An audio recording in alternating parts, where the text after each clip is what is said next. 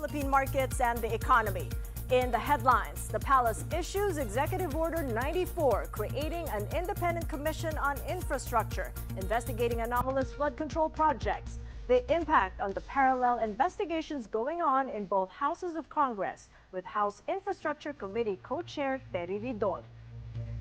The Department of Economy, Planning and Development says the government's response to corruption allegations could impact the country's foreign aid portfolio.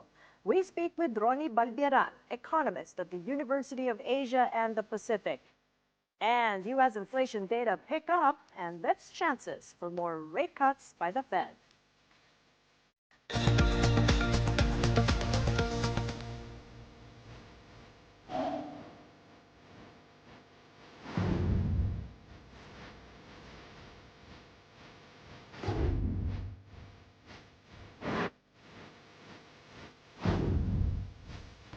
President Marcos has formed a three-person independent commission to investigate infrastructure projects tainted with corruption, though he has yet to name its members. In signing Executive Order 94 yesterday, Thursday, Mr. Marcos has tasked the Independent Commission on Infrastructure, or ICI, to probe all individuals involved in anomalies or misuse of funds over flood control and other infra works. Marcos has set the scope of the investigation for 10 years, which will extend to his predecessors, Rodrigo Duterte and Noynoy Aquino. The ICI's end goals are to recommend charges before the Justice Department, Ombudsman, Civil Service Commission, and the Office of the President, and to recommend legislative measures to ensure the proper implementation of government projects. Marcos has given the three-person body the power to conduct hearings, issue subpoenas, and recommend the admission of a person as a state witness. The president has not yet named who will be part of the ICI, but last night on our sister program, The Big Story, Baguio City Mayor Benjamin Magalong confirmed that he was tapped to serve as an advisor who will help in the aspect of investigation. A contractor was caught allegedly delivering kickbacks right inside the Senate premises as recent as last month. Senator Ping Lacson bared yesterday that his team has obtained CCTV footage of a staff member for WJ Construction visiting the Senate on August 19. He did not disclose which office the staff member went to. It was former Bulacan 1st District Assistant Engineer Bryce Hernandez who first said that WJ Construction delivered supposed kickbacks to a staff allegedly linked to Senator Jinggoy Estrada. Pag sinabing obligasyon, ito na nga yung lagay, di ba? Again, as we speak, meron kaming video footage ng CCTV footage na dumalaw dito talaga yung WJ. Ang pangalan niya Minan. Although may idea kami kung saan siya nagpunta rito, kaninong opisina ang dinalaw niya. Pero ipapatawag namin para malaman natin kung kanino siya nagpunta. Lacson also revealed that his team has found at least 355 million pesos in budget insertions for flood control works in Bulacan that appeared to match what Hernandez said. The assistant engineer claimed that Estrada took 30% from the 355 million pesos funding for Bulacan projects as SOP. Pinacheck ko agad sa General Appropriations Act kung meron bang insertion na nagkakahalaga ng 355 million pesos na intended para sa Bulacan. And we found one. Meron talaga insertion na wala sa House version, pero lumabas ito do sa after BICAM. So maliwanag na either sa Senate version or sa BICAM yun na insert. Meanwhile, 20 former officials of Bulacan 1st District Engineering Office and 5 contractors, including Sara Discaya, are charged with graft, malversation of public funds, and violation of the Government Procurement Act. These on filed a complaint before the Ombudsman, which involves alleged ghost or substandard flood control works in Bulacan. Bicol Saro Party List Representative and Public Accounts Committee Chair Terry Ridon has denied Senator Jinggoy Estrada's claim linking him to former DPWH official Bryce Hernandez. Hernandez accused Estrada of funneling over 300 million pesos into Bulacan flood control projects with a 30% cut. In response, the senator posted, then deleted, old yearbook photos implying Ridon and Hernandez had known each other since school. Ridon said he was only 12 at that time and denied being classmates with Hernandez. He also criticized Estrada for revealing his grandmother's address, tagging the National Privacy Commission. The congressman then urged Estrada to explain his own photos with dismissed Bulacan engineers Roberto Bernardo and Henry Alcantara, figures linked to anomalous flood control projects. Joining us now is House Infrastructure Committee Co-Chair Terry Ridon. He is also Bicol Saro representative. Good to have you on the show, Congressman Terry. Welcome to the program. Hi, Cathy. Thank you for having me. First up, Senator Jinggoy Estrada's September 10 post of your yearbook photo showing side by side with DPW engineer Bryce Hernandez, implying that you two had connections or were possibly colluding. Were you, or did you? No, I think it's impossible to collude at 12 years old. No? So I think that needs to be stated first. But I think the most recent development of this sideshow is that I think we have decided to end this sideshow last night. So Senator Jinggoy has already taken down his post. I've taken down my post. And this matter has already been settled. And we would want to move on to more important things instead of undertaking a social media battle. Yeah, but I don't think he meant that it was collusion at 12 years old, but collusion in the matter of being a servant in public office. Are you categorically denying that there had been no business between you and any of the contractors under investigation? No, I don't. I haven't. I don't know him. I'm not his friend. We were just batchmates in grade school. So there's nothing more to it, actually. Okay, well, you have raised serious concerns over Hernandez's transfer to Pasay City Jail after the Senate decided to move him out of the PNP Custodial Center in Camp Crame. Is there any solid proof to believe that his life is in danger? Well, I think the basis for this concern has been the testimony of Mr. Hernandez himself during the House hearing in which he named Senator Jinggoy Estrada and Senator Joel Villanueva as basically transacting with Henry Alcantara and Bulacan First, no? That they had projects there. So I think that would be the most important basis for the concern. But the update for this is that Senator Ping Lacson had already made a statement that when Bryce Hernandez is taken to the Senate for the Blue Ribbon Committee hearing, he will remain in the Senate premises and he will not be returned to Pasay City Jail. I think this is a more acceptable accommodation for Bryce Hernandez than him being in Pasay City Jail. And you're okay with that? It's something more permanent then, or are you hoping that the writ of amparo that Hernandez had filed would work in his favor? No, I cannot speak about the writ of amparo. It's something that Mr. Hernandez has undertaken by himself. No, Congress has nothing to do with it.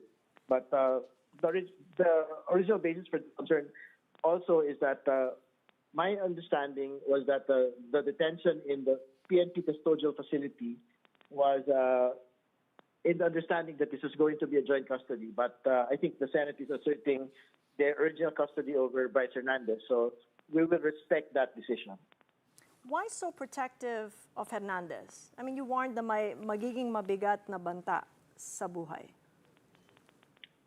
Yes, kasi nga, talaga pong may pinangalan ng mga senador. And I don't think senators there will implement the protocol in which they cannot interpolate or cross-examine the witness or the resource person. So I think that constitutes the real concern for his life and security for as long as he is detained in Pasay City Jail. But we were informed by some of our sources that I think he's in a more or less acceptable condition in Pasay City Jail as we speak. But how credible is his testimony, Congressman Terry, naming Senators Jinggoy and Joel Villanueva? Are there already solid evidences found that support his statements? Well, what the two senators did was basically just make general denials. But I think Bryce Hernandez and his colleague, JP Mendoza, had disclosed very important evidence and documents and screenshots at great cost to their lives. No? And these particular screenshots, for example, which was presented during the House hearing, was admitted as genuine by Mr. Alcantara himself. No, the only excuse that he had for these conversations, particularly with Senator Joel Villanueva, was the fact that they were supposedly talking about flood control projects particularly, but I think it needs to be, he actually admitted that they were actually talking about DPWH affairs generally. And in your opinion, what does that mean? That this could go far and deeper beyond DPWH? I think so. I think this might serve as the preparatory evidence for the link to the two senators being mentioned there. And in fact, even at the level of the Senate, Senator Lacson has made the disclosure that the particular contractors that had been mentioned by Bryce Hernandez linking these contractors to Senator Jinggoy Estrada had in fact visited the Senate. And in fact, in another media outlet, one of the line items which Bryce Hernandez mentioned had been found to be genuine and had in fact been a ghost or like an incomplete project. No? So I think all of these would be circumstantial in basically making further evidence that it is not just the DPWH officials that are involved, it is not just the contractor who is involved, but most probably even high-level politicians are actually involved. The Palace has issued EO 94, creating the independent commission to investigate these projects. Who do you think that composition would be? No, I cannot convey the mind of the president. But I think from the names that are being floated today, I think these are the types of commissioners that we would want to be in the independent commission. But again, like what you had already stated, the committee fully supports the creation of the independent commission, and we look forward to working with them and forwarding to them our recommendations and findings from the committee. So that would mean already dismantling the parallel investigations with both houses of Congress. Would you not consider continuing the parallel investigations as the independent commission gets itself going? Well, we will have to decide the next couple of days because I think there's still particular details that we would want to be able to get from the Bulacan ghost and substandard projects. No? And anyway, this is still in aid of legislation, and the Independent Commission has a different mandate. So these Senate, Congress, and Independent Commission proceedings can actually proceed side by side. No? But I think it's also in our interest to be able to suspend proceedings and allow the ICI to actually do its work. As a final point, given what's gone on and going on, what are the chances of a reenacted budget? I think we still have the time. We still have the time to basically finish the work in the House and send it to the Senate before December 31st. No? So as soon as we are ready to proceed with plenary and make all of the recommendations and all of the amendments that need to be made, I think by the end of the month, we might be able to send it to the Senate. Got that. We'll be monitoring from our end. Thank you so much, Congressman Terry Ridon. Appreciate the insights. Well, lawyers for detained former President Rodrigo Duterte told the ICC he is suffering from a deteriorating cognitive condition.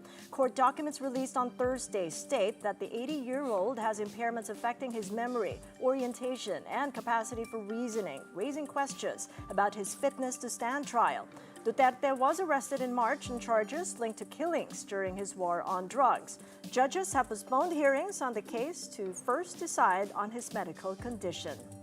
The country now has a single hotline for all emergencies. Whether it's fire, an accident, or any crisis, the public can now dial 911 for help. The Unified 911 System, launched by the DILG, the Bureau of Fire Protection, and PLDT, integrates police, fire, medical, and rescue services into one platform. Under a 5-ring rule, calls must be answered within 5 rings and referred to the nearest responders with a target arrival time of 5 minutes. The hotline is free, available 24/7, and language sensitive. The DILG targets to establish 8 call centers within 120 days to ensure faster response. The central call center is located in the PLDT office in Sampaloc, Manila, with Chairman Manny Pangilinan in attendance during its launch. This is a promise made by the government to its citizens that in times of danger, Filipinos can call one number. When lives are on the line, every second matters, as you know, and when lives are at stake, our sacred duty to our people emerges at that time. No? Hosting the 911 in this building is really quite significant and appropriate for this particular application solution for our people. You're watching Money Talks. Coming up, U.S. inflation picked up in August, and our conversation with economist Ronnie Balbiaran on the effects of alleged corruption in government. Keep it here on One News.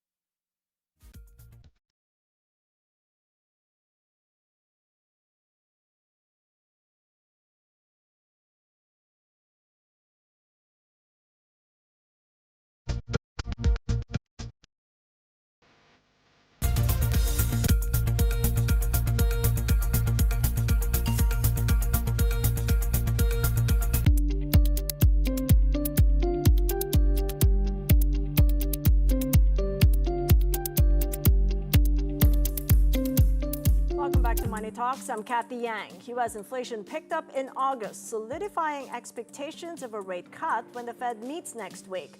The Bureau of Labor Statistics reported the Consumer Price Index last month accelerated to 2.9% year-on-year. Core inflation, which excludes food and energy prices, jumped to 3.1%. U.S. CPI rose by 0.4%, faster than what most economists polled by Reuters had expected. Fruit and vegetable prices posted their biggest gains since January 2020 due to tariffs and labor shortages at farms as undocumented migrants get deported. With the inflation data, a rate cut is all but certain when the Fed meets on September 17. Almost all 107 economists polled by Reuters are penciling in a 25 basis point cut. Restarting the easing cycle comes amid last week's lackluster jobs report, though it remains uncertain how aggressive the Fed will reduce rates. U.S. stocks rose to records yesterday, Thursday, as August inflation print sets the stage for a rate cut next week. The Dow jumped by 1.3%, topping 46,000 for the first time. S&P 500 climbed by 0.8%, and the Nasdaq rose by 0.7%, reaching the 22,000 mark for the first time. The benchmark 10-year Treasury yields ticked down to 4.010%. Gold prices backtracked from their record highs, settling at $3,636 per troy ounce. U.S. futures moved marginally in after-hours trading. The S&P and the Nasdaq both down by less than 0.1%, and the Dow is up by less than 0.1% as well.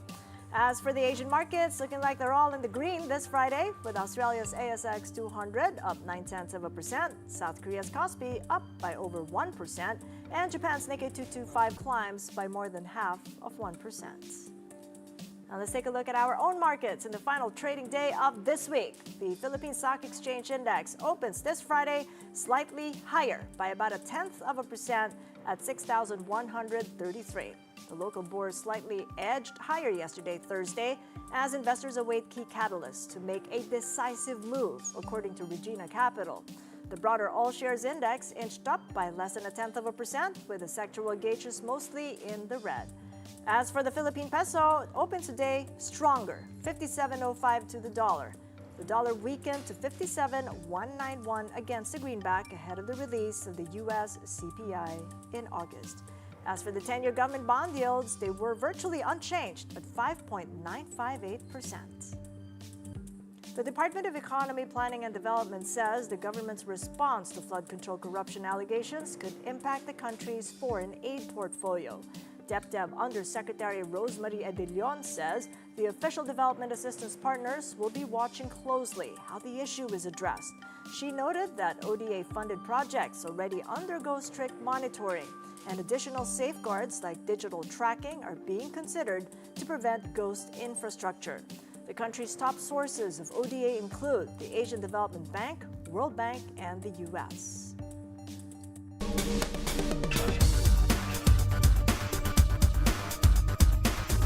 In our continuing coverage assessing the impact to business and investments of alleged corruption in government, we speak next with Ronnie Balbiaran, economist at the University of Asia and the Pacific.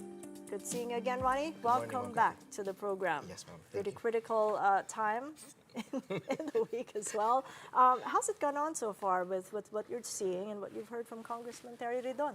Well, what I can say is that as long as there are new, credible information, names that the public is seeing, then we can see that at least the animal spirit is there. So it's very important in analyzing the economy. Animal spirit is defined as the optimism and confidence of consumers, families, and businesses to continue what they're doing, and that is spending.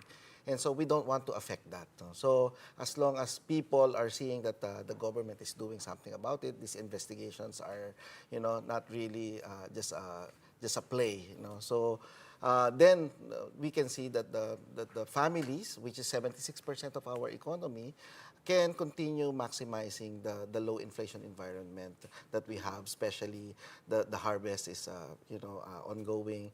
So we will have this low price of rice, etc., etc. So our families can continue with that spending, contributing for the substantial part of the growth of our economy. And then second is the businesses.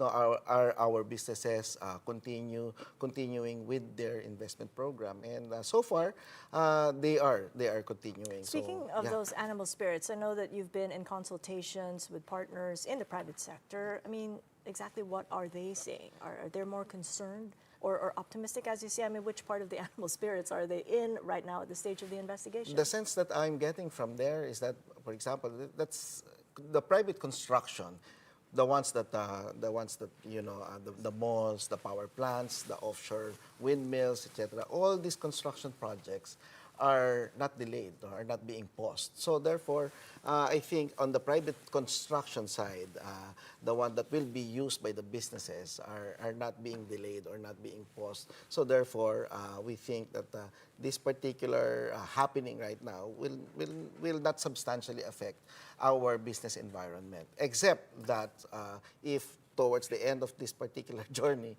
we do not see a very credible findings, and then people who were involved in that particular corruption cases will not go to jail. No? But if we think that something will be done, drastic measures, drastic changes in our policies will be implemented, and so therefore we can see that our economy can sustain its fast momentum of growth. You know, much of the dependencies in the projects really relies, in a big part, on the loans we get from the official development assistances we get from overseas. And I spoke with economist Jack Crisostomo.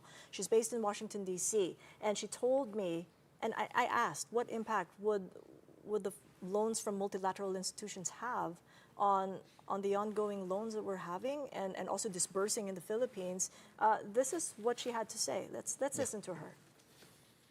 I'm speaking independently, but based on my experience, whenever there are high-profile corruption or procurement integrity issues, for existing projects, it will trigger tighter fiduciary controls.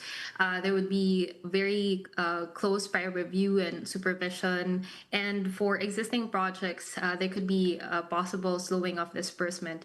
So most of the multilaterals would definitely readjust their risk assessment. So could it cost us future loans from multilateral institutions? Well, it depends. No? It depends on how the government can demonstrate how they are dealing with these locally funded projects. Remember, these corruption cases are contained in the locally funded, the GAA funded.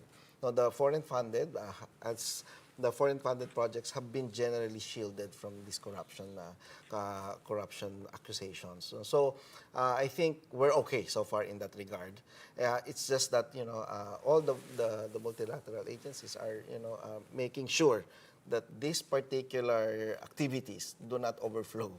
And, right, but it's really a perception issue, yes, isn't it? yes. I mean, even if it's locally funded, I mean, if they get that impression from way overseas, then that's pretty bad. Yes, and could have an impact perhaps in credit ratings. I mean, how far do we go down that rabbit hole? So far, I'm hoping, I'm praying it will not affect. So far, I think with the testimonies, with the pasabogs, etc. So the Laglagan festivals.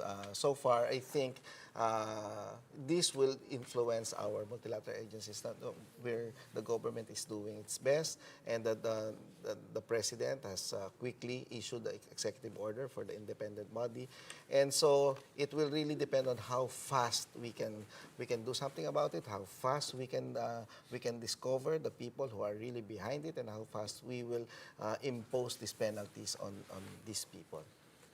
What role then will the Bangko Sentral have? I mean, it seems to be the last stretch of a lever in cutting rates. Do you think that they might be compelled, that the governor might be compelled to cut more as an insurance policy with what's going on and the impact it could have on the economy? Yes, so of course, we were still hoping for another 25 basis point cut. This will greatly help, for example, the business environment, which is now trying to think again in terms of whether they will be bullish for 2026. So an October rate cut will be very, very helpful in terms of reassessing our investment activities, programming for 2026. And that will, put weight in relation to are we in a better shape on 2026?